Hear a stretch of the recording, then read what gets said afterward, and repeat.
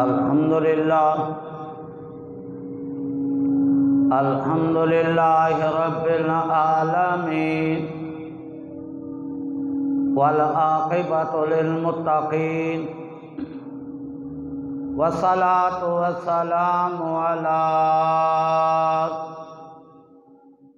मन काना नबिय्यन व आदमु बैनल माइ वत्तीन। अम्मा बादु फ़अऊज़ु बिल्लाहि मिनश शैतानिर रजीम। बिस्मिल्लाहिर रहमानिर रहीम।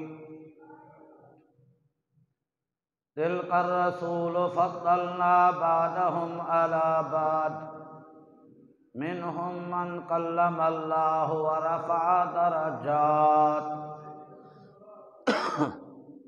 आमन्तु बिल्लाहि सदक़ल्लाहु मौलानल अज़ीम व सदक़ रसूलुहुन नबियुल करीम व नहनु अला ज़ालिका लमिनश शाहिदीन वश्शाकिरीन वल्हम्दुलिल्लाहि रब्बिल आलमीन।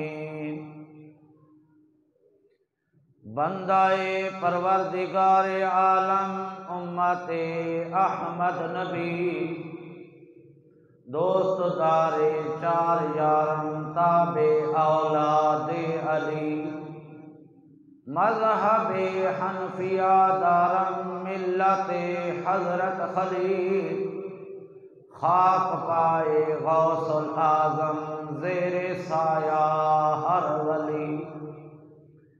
सुम्मा क़ाल अल्लाहु तआला फ़ी शानि हबीबी इन्नल्लाह व मलाइकतहु युसल्लूना अलन नबी या अय्युहल्लज़ीना आमनू सल्लु अलैहि व सल्लिमू तस्लीमा। अस्सलातु वस्सलामु अलैका या रसूलल्लाह अस्सलातु वस्सलामु अलैका या हबीबल्लाह अस्सलातु वस्सलामु अलैका या रहमतल लिल आलमीन अस्सलातु वस्सलामु अलैका या शफीअल मुज़निबीन।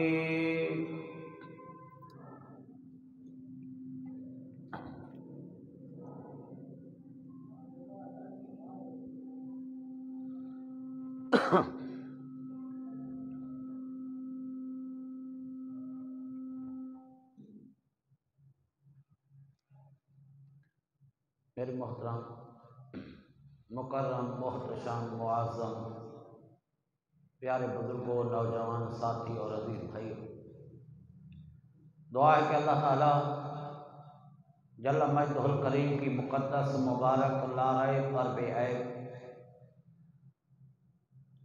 कायमी और दायमी अबदी उखरवी किताब कुरान मजीद फुरक़ान हमीद में से तीसरे पारे की पहली आयत करीमा का कुछ हिस्सा आपके सामने तिलावत करने की सआदत हासिल की। अल्लाह करीम की बारगाह में दुआ है, अल्लाह मुझ जैसे खाकसार को, गुनहगार को, आजिज़ और नाकिस बंदे को, कम इल्म को, कम अमल को इस आयत करीमा जमीला का सही तर्जमा बयान करने की तौफीक अता फरमाए। फिर दुआ है कि अल्लाह ताला अपने प्यारे हबीब आलम कायनात के तबीब फ़ख्र आदम व फ़ख्र बनी आदम इमामुल अंबिया सय्यदुल अंबिया महबूब खुदा सल्लल्लाहु तआला अलैहि वसल्लम की ज़ात के तुफ़ैल अल्लाह आपको और मुझ जैसे गुनाहगार को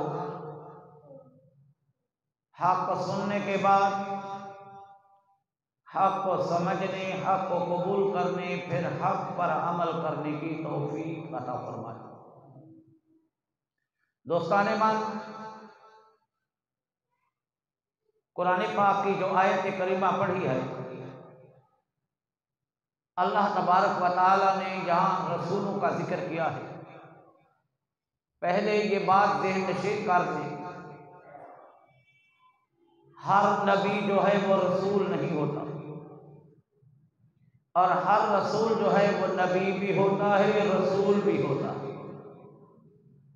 और फिर हर नबी हर रसूल का कलमा पढ़ा नहीं गया,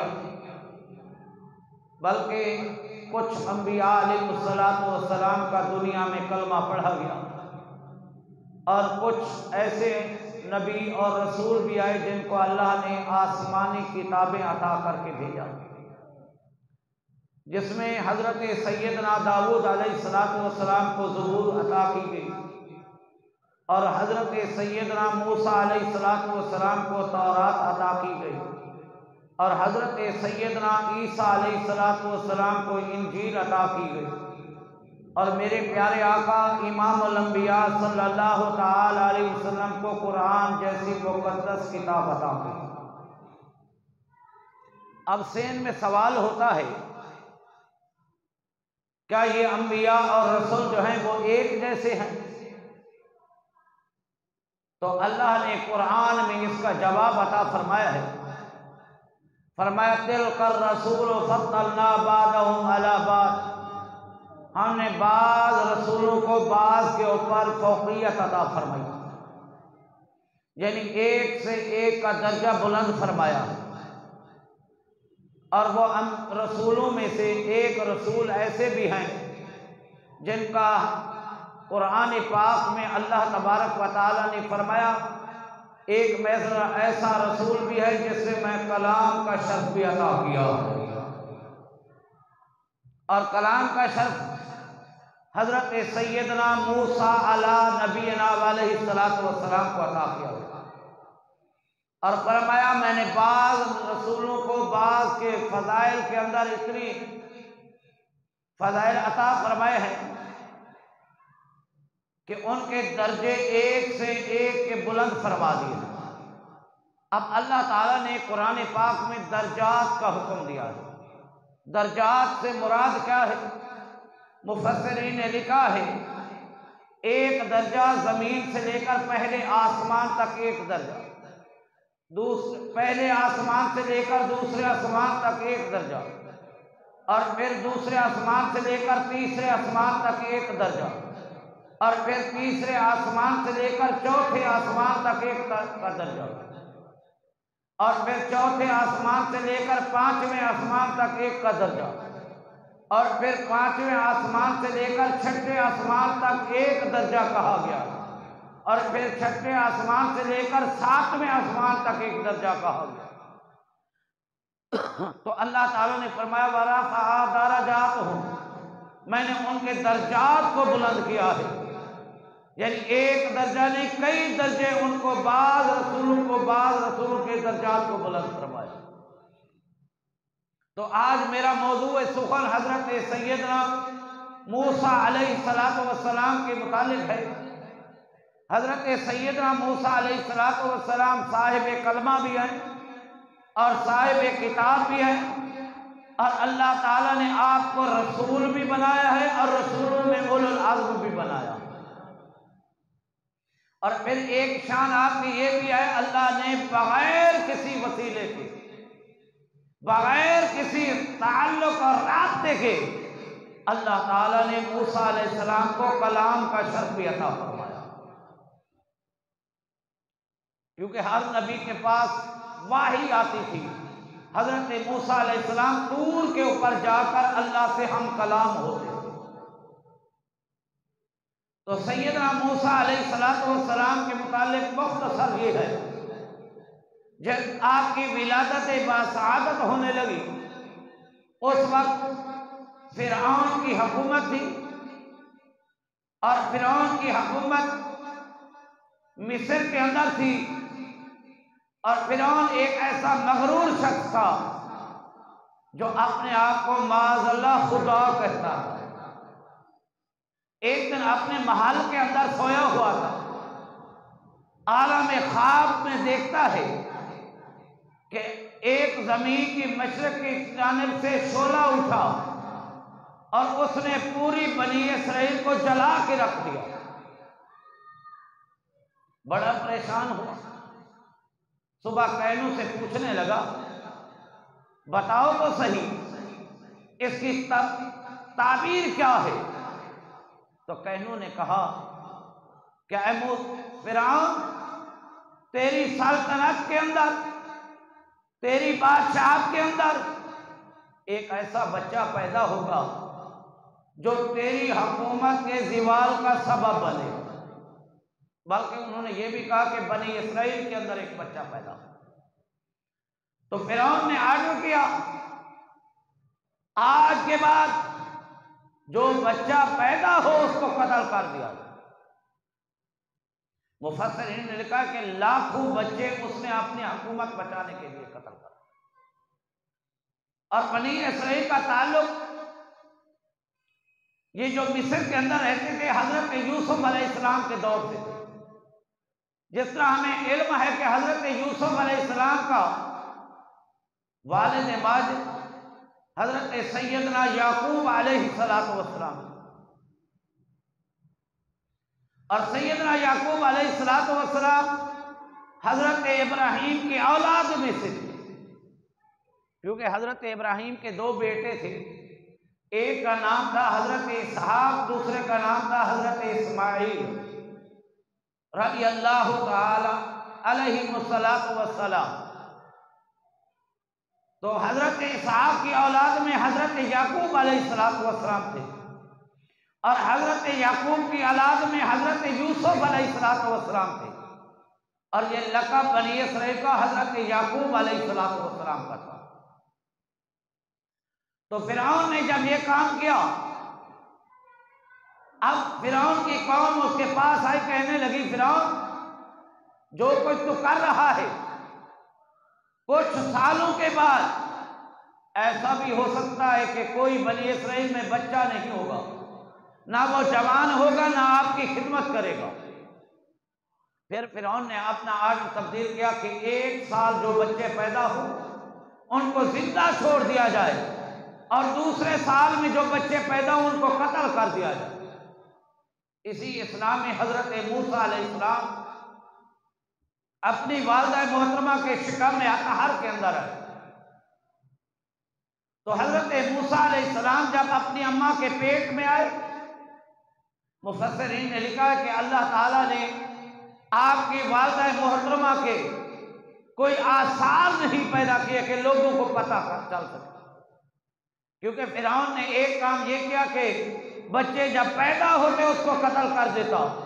दूसरा, उसने एक दाइयों की टीम तश्कील दी जो घर घर में जाकर औरतों के हमल चेक करते।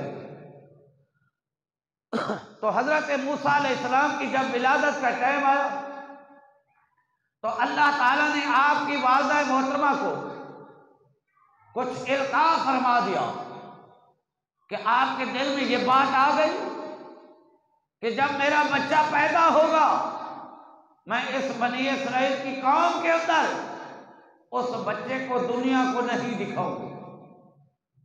बच्चा पैदा हुआ तो दरियाए नील के किनारे पे चली गई हजरत सैयदना मूसा अलैहिस्सलाम की वालिदा मोहतरमा।